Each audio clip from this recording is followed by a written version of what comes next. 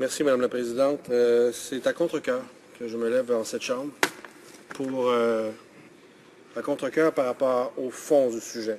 Je me lève fièrement pour appuyer la motion de ma collègue de Portneuf, Jacques Cartier, la motion M273, mais c'est profondément à contre-cœur que j'ai à me lever en cette Chambre pour parler après des années de controverses et de familles qui souffrent, pour prendre parole sur ce dossier-là. C'est la première fois, je dois vous avouer, Madame la Présidente, que j'ai eu la difficulté à me préparer pour mon 10 minutes d'allocution parce que mon instinct le plus profond me donnait l'envie de simplement me lever 2 secondes pour dire « Réglez donc ça, qu'on en finisse et de me rasseoir. » Alors, ça m'a demandé beaucoup d'efforts pour préparer les quelques thèmes que je vais aborder dans les prochaines 10 minutes parce que, à la base, on en est rendu à régler et à tous appuyer cette motion-là pour une question de dignité humaine. On va parler un peu de la source, sans faire de mauvais jeu de mots, la source du problème. Le trichloroéthylène, quand c'est cancérigène, par l'Agence internationale de recherche sur le cancer, inhalé à forte teneur, il peut entraîner le coma, la mort. C'est un dégraissant industriel qui a été utilisé à la base militaire de Valcartier pendant plusieurs décennies, à partir des années 30, donc ça fait très longtemps, et enfoui dans le sol. Parenthèse, Madame la Présidente, si n'importe quelle industrie dans le privé s'était permis d'enfouir dans le sol un puissant cancérigène pendant des années, j'ai quelque chose qui me dit que ça ferait longtemps que le dossier s'est réglé. En 2000, les puits privés appartenant des citoyens de la municipalité de Shannon ont été analysés ayant une haute teneur en trichloroéthylène. Alors, imaginez, plus de 2000 familles, c'est des quartiers résidentiels dont on parle, plus de 2000 familles de pères, de mères, de frères, de sœurs, apprennent qu'il y a un cancérigène puissant qui coule dans leur robinet depuis des décennies. Des années plus tard, on réalise que le taux de cancer de cette région est 5 fois supérieur à la moyenne nationale. 5 fois supérieur. Encore là, imaginez le sentiment des familles qui ne peuvent que faire l'équation. On nous a empoisonnés pendant des décennies avec un cancérigène et voici les conséquences. Il y a 5 fois plus de chances que mon garçon de 2-3 ans ou ma fille, je suis père d'une très jeune fille de 3 ans, et les parents de Shannon regardent leur fille de 3 ans en se disant elle a 5 fois plus de chances de développer un cancer. Je parle même au nom des parents qui ne sont pas aux prises en ce moment avec un cancer eux-mêmes ou un enfant qui est pris avec un cancer. Imaginez juste une vie, n'avoir rien commis de délit dans sa vie, d'être coupable de rien, mais regarder son enfant de 3 ans quotidiennement en se disant 5 fois plus de chances de développer un cancer. Autre point que j'aimerais soulever. Imaginez l'impact sur l'image du Canada, l'impact que ça a de laisser traîner ce dossier-là en longueur depuis des décennies et de contester et de mettre en doute la condition de ces familles-là depuis des décennies maintenant. On peut lire partout sur le net, je vais vous le lire, et comme le commentaire suivant, sur Wikipédia, c'est même plus contesté. Les eaux souterraines constituent la seule source d'eau pour 25% de la population canadienne, c'est-à-dire, bon, la municipalité de Shannon, dans la province de Québec, réalise des analyses et remarque que la nappe phréatique est contaminée par le TCE, ce qui cause une augmentation des cancers dans cette région. Les gens de la ville ont décidé d'intenter un recours collectif contre le gouvernement du Canada, car celui-ci connaissait le problème depuis 30 ans. C'est ce qu'on retrouve partout sur le net. Alors imaginez la tâche sur la réputation du Canada. Ce n'est même plus contesté par les groupes, ça apparaît partout. 30 ans à savoir qu'il y avait contamination. Le groupe qui est affecté conteste et ça prend un temps inimaginable pour qu'ils reçoivent justice. Imaginez la tâche sur la réputation du Canada. En 2009, le gouvernement a investi quand même 35 millions de dollars pour relier une partie de la municipalité de Shannon à un nouveau système d'aqueduc.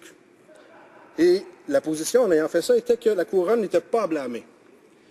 Madame la Présidente, 2000-2009, 9 ans, entre l'apparition claire d'une teneur beaucoup trop élevée d'un puissant cancérigène et la solution qui ferait en sorte que la couronne se serait lavé les mains du problème, 9 ans. 9 ans. Le temps pour une famille de faire 3 ou 4 enfants. 3 ou 4 enfants que, je répète, ont 5 fois plus de chances d'être affectés par un cancer. Et je le répète encore, imaginez l'état d'esprit des victimes qui ont le cancer actuellement, des gens qui ont habité Shannon, mais imaginez aussi l'esprit général de toute personne qui a habité Shannon un certain temps et qui lui-même est parent de jeunes enfants, qui de 2000 à 2009 ont bu une eau qui contenait un puissant cancérigène.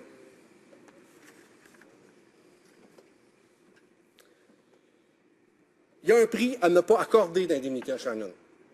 La résistance, d'avoir fait traîner dans la durée cette problématique-là, il y a un prix à payer, un prix social. Imaginez le stress des parents que j'ai exprimé à 2 reprises maintenant. Imaginez les millions de dollars en poursuite qui ont été mis de part et d'autre, qui auraient pu servir à indemniser ces gens-là. Parce qu'on parle maintenant de dizaines de millions de dollars qui ont été investis, non pas dans de l'aide aux victimes, mais dans d'éternelles poursuites et de contestations de requêtes. Imaginez le poids d'une profonde injustice de la jeune victime.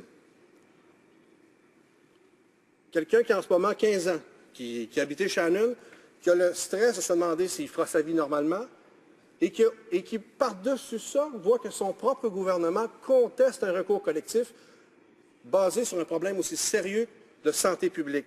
Imaginez comment est-ce que cette personne-là peut bâtir une confiance à la base envers son pays, ensuite vers l'État, et comment est-ce qu'il peut avancer avec confiance dans la vie. Imaginez ce poids-là qui est légué à toute une génération de gens de la région de Shannon.